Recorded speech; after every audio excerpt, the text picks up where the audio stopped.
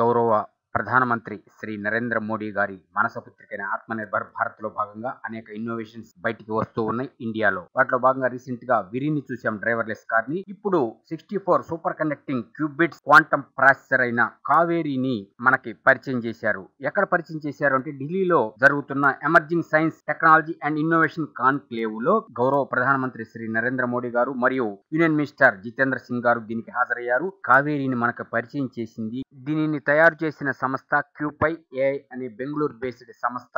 దీన్ని 2019లో స్థాపించారు. దీనికి ఫౌండర్, సిఇఓ మరియు చైర్మన్ డాక్టర్ నాగేంద్ర నాగరాజు గారు. 2026 మూడవ క్వార్టర్ లో బయటికి వస్తుంది. దీన్ని అనేక రంగాల్లో ఉపయోగించుకోవచ్చు. ముఖ్యంగా cryogenic, material science, machine learning ఇలా అనేక రంగాల్లో కావేరీని ఉపయోగించుకోవచ్చు. ఇటువంటి అద్భుతాలు ఇంకా రాను రాను అనేకం జరుగుతాయి.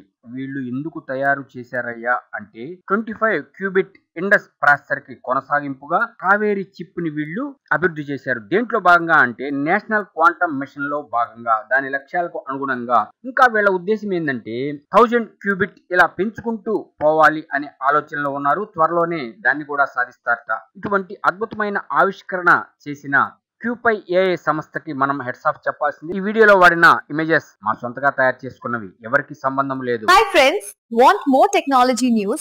Please subscribe to VKT News YouTube channel.